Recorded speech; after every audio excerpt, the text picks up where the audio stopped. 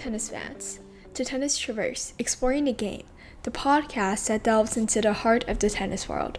I'm your host, Ivy J, and in today's episode, I will be talking about tennis in this year's Paris Olympic Games. Before we begin, please follow all of my social medias, that is Instagram and Twitter, using @TennisTraverse, that is @TennisTraverse. If you're listening on YouTube, comment, like, and subscribe. If you're listening on other streaming platforms, please rate my show. And let's get right into today's episode.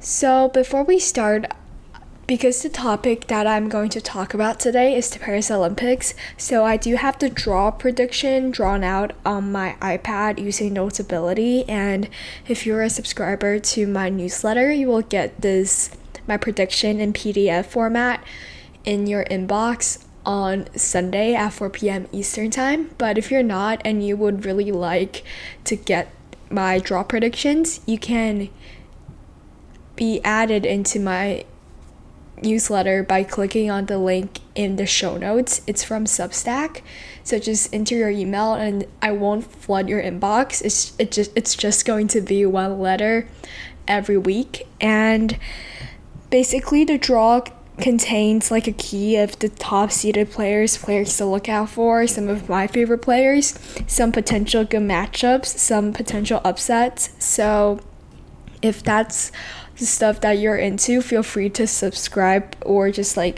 subscribe to my newsletter. And I came up with a newsletter because I realized that I really can't cover everything in just one episode of 30 minutes. So I will be covering the best that I could, but for the rest, if you really want to see what I have to say, please feel free to just subscribe. It's free and you'll just get every input of mine because it's literally, I just downloaded the PDF of the draw and I drew it out. So yeah. First, I do want to say that during this year's Olympics, the sport tennis, have been just greatly represented. Rafa was one of the torchbearers. So Coco Gauff was also the flag bearer for Team USA, and Serena Williams also made an appearance. So there was just a lot of tennis content that was fed to us, which I really enjoyed. I did not watch the whole 4 hours of the ceremonies, but I did watch Lady Gaga and Celine Dion perform, which was really cool. And yeah, let's just dive right into tennis, speaking of all the players that are represented. So firstly, I want to talk about the women's draw. So in my opinion, there are 3 top contenders that I think might have a chance of winning. The first one being Iga Swiatek. My reason is she just performs really well on clay. She's the Roland Garros winner and she's the world number 1. So yeah, and then Coco Gauff, because I think Coco is performing consistently well this year, and I think because she won the US Open last year, I think during the end of the season she peaks, and I think this is a great time, especially since it's an event that only happens every 4 years. So I think it's really a great time, and I think maybe even though there's a lot of pressure for sure, I think all of the players competing for their country have pressure. So I guess it's just really interesting to see what will happen. The next top contender, in my opinion, is Barbara Krejcikova. Krejcikova was just the Wimbledon champion, and she also won the French Open title, I believe, in 2019, but a few years back. So I think, first of all, she is really successful and she's really hot coming into the Paris Olympics, and she also have experiences of winning on clay. So I think with the combination of just in one of her best performances and also having experience, I think it makes her one of the top contenders. So we'll talk about the draw. Just to preface, the draw on the women's side is made up of 64 players. So it's 64 players less than Grand Slams, but it's still a lot. You have to win 6 matches, I believe, to win the whole tournament. So I broke the draw into 2 halves with the gold medal place separating it, so the top half and the bottom half. Let's talk about the top half first. So the top half is led by Iga Swiatek, who was the number 1 seed, and by Zheng Qinwen, who was ranked number 7th but is the number 6th seed. So in that half, I think there are just some players that you guys should look out for, that being Caroline Wozniacki, Danielle Collins, Carolina Garcia, Naomi Osaka, Emma Navarro, and I guess Angelique Kerber. So here are just some players. I didn't really mention them all on the PDF if you're following me, but I think coming to think about it, there's much more that I think I should be mentioning, and I think there are all players that you guys should be looking out for because they've just been in the game for a long time, and I think every player wants to play well for their country. They want to earn a medal for their country on the screen board. So I think it is just a really great honor for them to represent their country and be there. So I think especially for players like Danielle Collins or Angelique Kerber, who have been in this business for a long time, and they've made it clear that maybe after the Olympics or like after the season they will retire due to disease, or just not the disease what am I saying, but due to like chronic illnesses or like old age. And I think it's really such a valuable opportunity for you to be retiring in an Olympic year and perform your sport at one of the highest levels for your country. So I guess now we'll talk about some star matchups. So for the first round, I had Naomi Osaka versus Angelique Kerber, and I do want to preface that I am recording this on a Saturday, and before this, Naomi Osaka actually lost her first round match against Angelique Kerber, but on my prediction, I said that Naomi is actually going to advance to the quarterfinals, where she will lose to Jung Qin-wen, but scratch that. So we're going to go for Angelique Kerber going it pretty deep, maybe losing to potentially Fernandez. And I think this will happen because Angelique Kerber, when I watched that match, like between her with Naomi Osaka, and when they were playing against each other, I would say that Naomi is performing really well, but Angelique Kerber is just running down to every ball. She's always just running it down and just finding a way to hit the ball back, and some of the times the shots are just amazing, and she's also a really good attacker, especially on the second serve. So it was just amazing to see. There are also other start matchups, such as a potential second round matchup between Caroline Wozniacki and Danielle Collins. I think this is a potential really great matchup because both of these players are sort of experienced. They've been into the games for a long time, and I think seeing them play against each other is sort of nostalgic in a way for me. But in this half, for the semifinals, I have Swiatek versus Jung Qin-wen, and I think Swiatek will come out on top. I have Swiatek winning the whole tournament because her, in my opinion, is still the number one clay players out of everyone. I don't think there's any doubts. I think she's just super stable on clay, and especially when it's high stakes like the French Open, she only dropped one set against Naomi Osaka, who is already out of this tournament. So I think really there's no really intense competition, except she might face a challenge in round 3 against Noskova. Noskova actually beat Swiatek in Australian Open, I believe in the 3rd round or the 2nd round. So this could be a potential challenge. However, the differences I do want to point out is Australian Open is on hard court, and this is on clay, and Iga is much better on clay, so I think it really shouldn't be a problem. So I have Iga coming out on top for a final spot. And on the bottom half, we have the number 5th seed Jessica Pegula and the number 2nd seed Coco Gauff. So just talking about some maybe first round matchups, one of the matchups that I really loved was between Barbara Krejcikova and Sarah Sorribes-Tormo. So both of these players I think are really great clay court players, so I think this will be fun. And I also really like the matchup between Mira Andreeva and Magda Linette. I think Magda is obviously more experienced, but Mira Andreeva isn't playing for Russia because Russia was actually banned due to doping, and so Mira is playing for her own individual, I believe.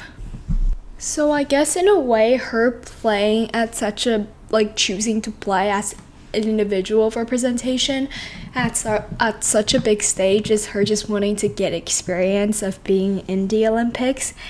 And I think it will be an incredible match. And also, I think the match between Marta Kotyuk and Yulia Putintseva will be amazing as well. I think for Marta Kotyuk, I just really love how she plays and how much fire she has, just like how much passion she has, I think is a better word, for her country. And I think this will be an incredible matchup. And I do want to point out that Elena Rybakina have withdrawn, and Yannick Sinner on the men's side have also withdrawn. So a lot of great players actually aren't participating. Arina Sabalenka didn't choose to participate as a neutral or like an individual, so she didn't play. So there's a lot of people who were like top ranked that didn't happen to play, but it's still an exciting, I think, Olympics nonetheless. And players to look out for in this half: we have Elena Svitolina, Barbara Krejcikova, Yasmin Paolini, and Marta Kotyuk. So the reason I said Yasmin Paolini is because she's made 2 consecutive Grand Slam finals, which is really hard to do, especially because of just you have to win 6 matches in a row in order to make it that far. So I think it's really impressive for her to win 6 matches in a row at one of like the world's highest stage at Roland Garros, which is French Open, and then such a quick turnaround to Wimbledon, winning 6 matches again, which is just super impressive for me. So I don't think she's gonna win the tournament necessarily, but I think she is one of the top contenders for sure. So for the semifinals, I have Paolini versus Coco Gauff, and I said Coco Gauff will come out on top. So the final is just sort of boring, I'm sorry, but it's just the old-fashioned Iga Świątek versus Coco Gauff, and I think really there isn't that much talk there. I think Iga is going to come out on top, first of all because it's clay and their head-to-head record clearly favors Iga. Not that I don't want Coco Gauff to win. I think Gauff maybe stand a chance because I think she's playing some of her best tennis right now, so I think maybe she has a chance of beating Iga, but in my opinion, I think it's quite slim. So after talking about the women's side, I think we should move on to the men's side. I think the men's side, first of all, is much more open. I think everyone truly have a chance of winning. So we'll talk about the men's side, and that will be it for today's episode. So we will start off with the top 3 contenders. The top 3 contenders, in my opinion, is Alexander Zverev, Carlos Alcaraz, and Novak Djokovic. So I want to start off by saying how I organized it. I organized it the same way I did on the women's side. So for the top half, we have the number 2nd ranked but the number 1st seed, Novak Djokovic, and the number world 11th but the number 7th seed, Taylor Fritz. So I guess I want to talk about how Rafa is participating first, because Rafa is in this top half. So the players that I think you guys should look out for are Rafa Nadal, Arthur Fils, Sebastian Baez, Stefanos Tsitsipas, Alexander Zverev, and maybe Lorenzo Musetti even. So these are all players that I think really stand a chance of challenging the seeded players, and I think it's really interesting to see how this will play out because there's a lot of top seed in this half. We have Alexander Zverev, who is the number 3rd seed, and we also have players who have just been performing really well, such as Lorenzo Musetti, and players who are just specialists on clay, such as Sebastian Baez and Arthur Fils. So I think this will be really interesting, and let's talk about some star matchups. So Rafael Nadal is playing against Martin Fucsovics in round 1. So this will be incredible because the last time we saw Rafa playing was at French Open in the first round, where he drew Alexander Zverev and he lost in 3 straight sets, but he was playing really well, and in my opinion, if it was any other player, Rafa probably would have beaten them that day, but it turned out that Zverev actually made it to the final. So, I mean, it really shows that Zverev was such a challenging opponent for Rafa. And I think Rafa, a lot of people were saying how he will have trouble against Fucsovics. I agree. I think he will have some trouble, but I think Rafa has been preparing for such a long time, and there will be some trouble, but I think ultimately Rafa will come out on top. And there's a really highly anticipated matchup in round 2 if it happens. Note that I really didn't talk about potential matchups in the other, like the women's draw, because it's all potential matchups, so we really don't know if it's going to happen. But this one I think I really have to talk about, which is Novak Djokovic versus Rafa Nadal. Like, come on guys, it's going to be Nadal's last year, and I don't think it's ever going to happen. I think this will be the last time if Nadal and Djokovic are able to come through.